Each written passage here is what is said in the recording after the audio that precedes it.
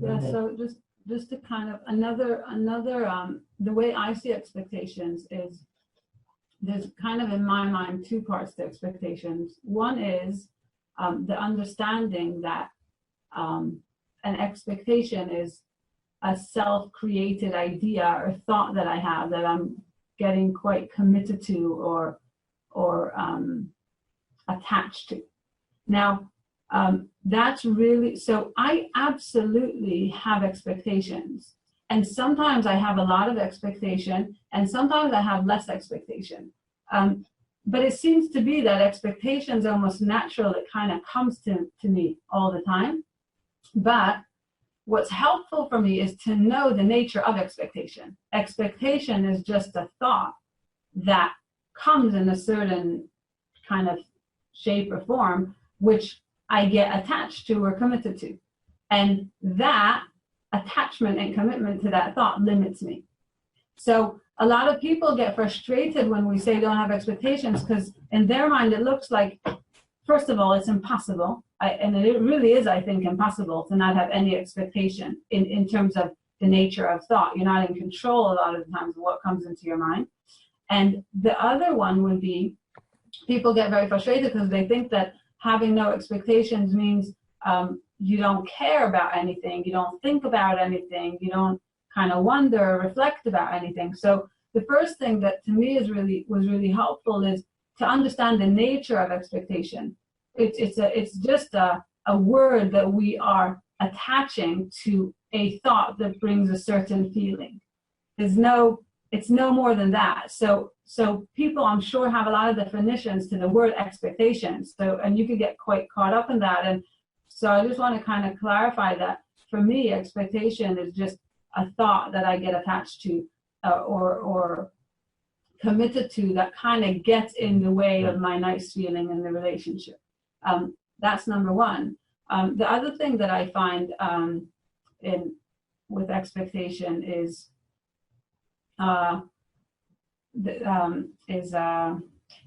so to me, the way I find that I don't have to be so have so much expectation on other people, and this is different to having expectation of in a way of myself, is separate realities, is understanding that exact same way that I work with expectation, everybody else is working. And if that's the case, because I see that we all work at we work so differently in our little minds. Our minds are, the way they operate, the way the content of our thinking is so different in the moment, from one person to the next. So we have this kind of almost expectation of, he's my husband, he should see it my way. He's my husband, he should understand me. He's my husband, he should love me. He's my husband, he should agree. And I constantly have an expectation of, and I used to live 100% out of expectation, where my husband has to do this and my husband has to do that, and he should agree because he's my husband, and he should want to because he's my husband. And in a way, that's a result of not seeing separate realities. So the more I saw my husband just lives in his little world, and I live in the same way that I live in my little world, it naturally stopped my expectation on him.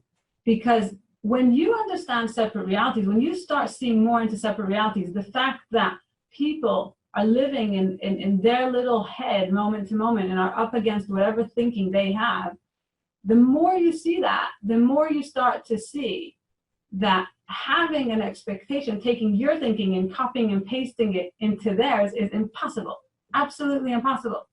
And all of expectations in relationship, a lot of them, not all of them, a lot of them is, you should do it my way. You should think about it the way I'm thinking about it. You should see it the way I see it. And we come up against expectations all the time from the smallest thing of, you should be on time. Why are you not on time? And you get really upset, and the feeling of love goes away for a minute because you're upset because you should be on time, because I don't like to be late and you're always late. And we have, can I just give an example of that? We have we have a very different strategy when it comes to the school rota, you know, the carpool, picking up from school.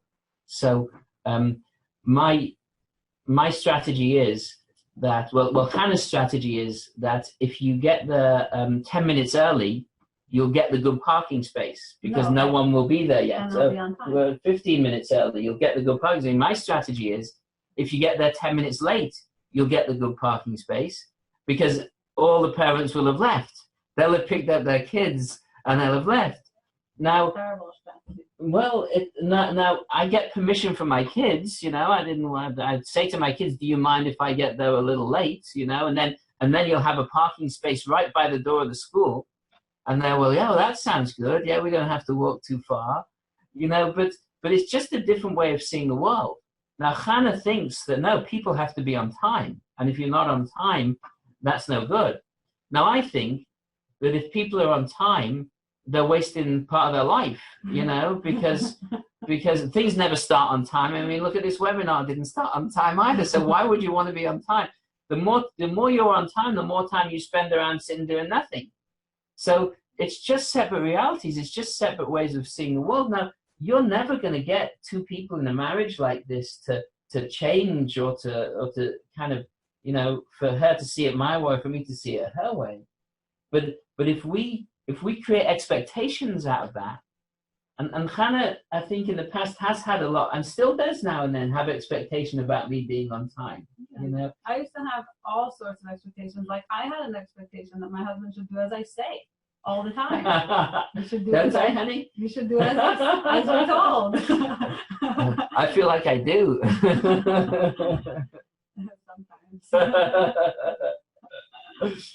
But yeah, it creates it. All it does, it's when we say it's limiting, is it takes you out of a nice feeling in the relationship. Yeah. You know, I was a couple once. And someone came to me once, and they were saying Let me leave my little ball here. Hello. Okay. Go on, carry on, honey. I don't know if there's a question. Is there a question there?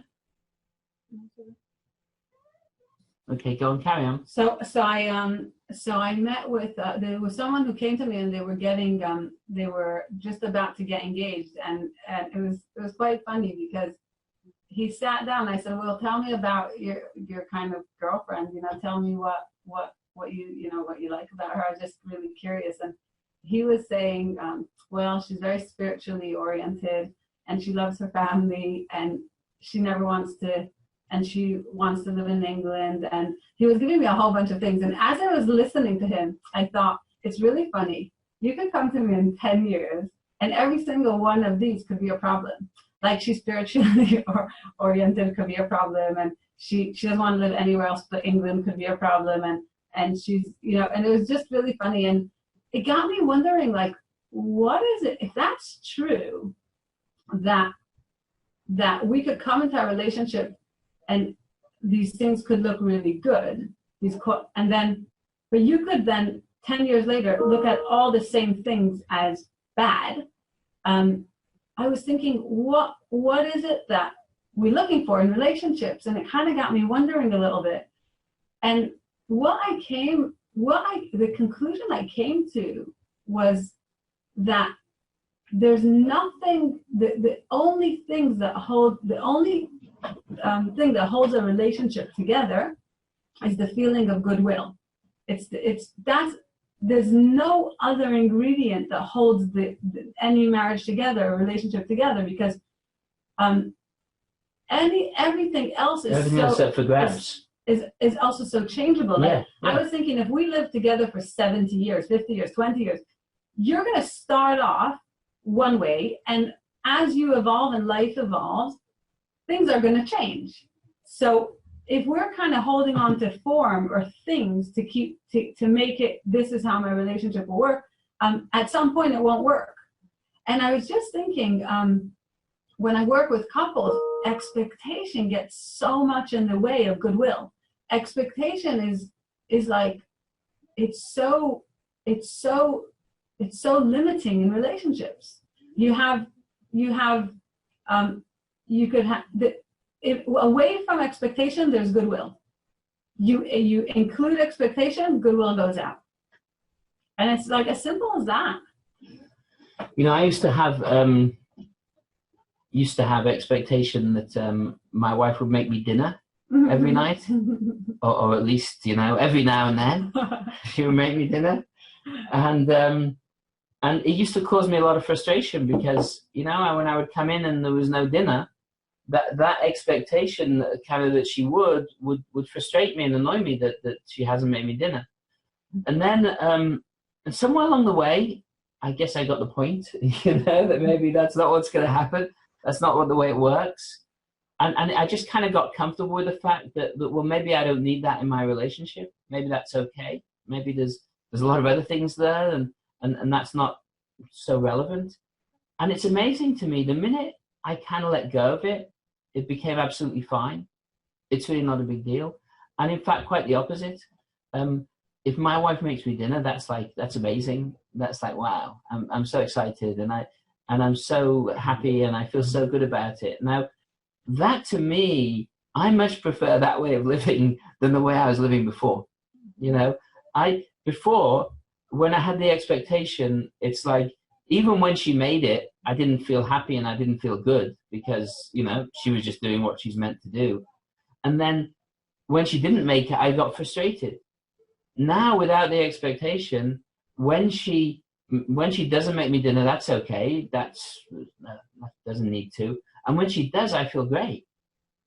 So to me, and every place in my relationship where I've seen there's an expectation and that expectation's gone, it's opened me up to more potential in the relationship, and it's just given me a better sense of who my wife is and helped me to feel more love for her, and so, you know,